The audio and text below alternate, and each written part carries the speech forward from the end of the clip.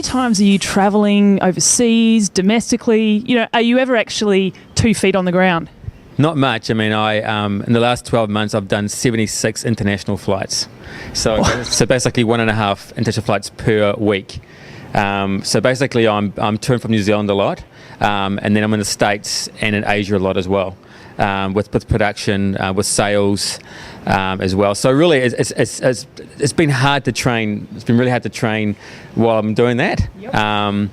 And so that's why it'd be hard for me to do another one too soon. I have to have a year where I can kind of relax more and catch my breath a little bit. So but at the same time, when I travel, it's easy to train. I mean, there's often, I don't have a family to look after or be with, so I can sneak away first thing in the morning and go training. But like I found swimming pools in China. I found swimming pools all over the world. I always find where to run. Bike's always the hard part though. But I can't set up a wind trainer on an aeroplane. You can't really. I mean, I just recently bought a foldable, collapsible bike, which I take with me sometimes. Yep. But biking's always the hard part. Yep. But running and swimming is still pretty fun to train.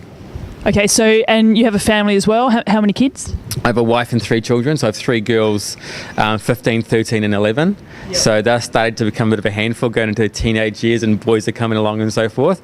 But I mean, they're a great support. I've got a great wife. She obviously she misses me, but she's very supportive and what I want to build within this company. So.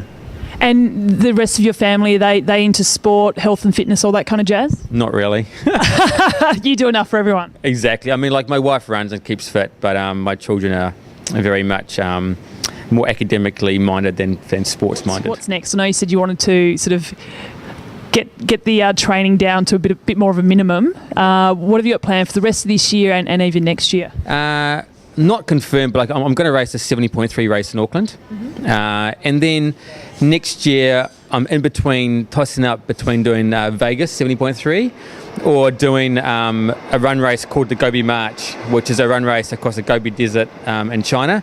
And it's a long race, but just having to run train will still be less than having to try and bike and swim as well. So I'm still deciding what I want to do.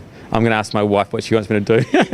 So she's deciding, you mean? She's deciding, correct, yes. My next 5 years is all about the brand. It's all about growing the brand, making it into a truly international sporting brand. We have some great new wetsuits coming out. Okay. I think over the years, wetsuits have become, many brands make wetsuits that are quite similar in their abilities, but our new suit out, we've managed to really bring in some amazing new technology that we were the only ones to have. But look, we're always evolving our collection, making the fit better, making the fabrics better, cooling fabrics, new construction techniques. Look, we know triathlon and very, very well, obviously. We know compression very, very well. And then even within our run and bike lines too. I mean, like we got some great new fabrics in those as well and great new chamois coming out. Just on compression, the question amongst many triathletes or athletes in general, when is the best time to wear compression? During training, after training, things like on the plane? I guess you're wearing compression tights all the time on the plane? Probably the 2 main things, obviously after. Obviously you do want to flush out all your waste products after you finish training. So afterwards, and I always say 2 to 3 hours is probably the ultimate you want to use it for after you've finished training.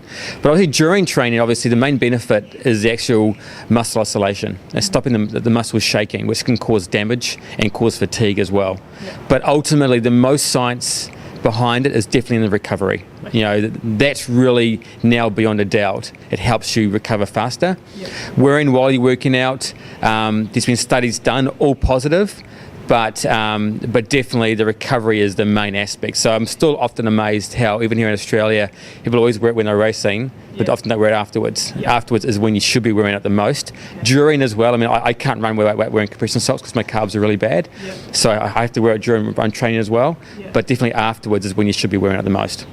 Okay, great. Now, one last question, because you are a very busy man. What's your number one tip for all the age groupers out there holding down a job, a family, a social life, and then training and racing as well?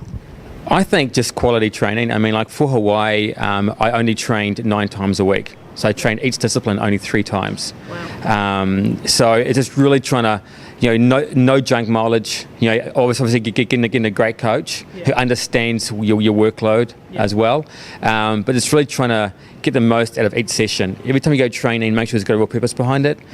Doing junk miles, I see so many guys do junk miles, and it's a waste of time.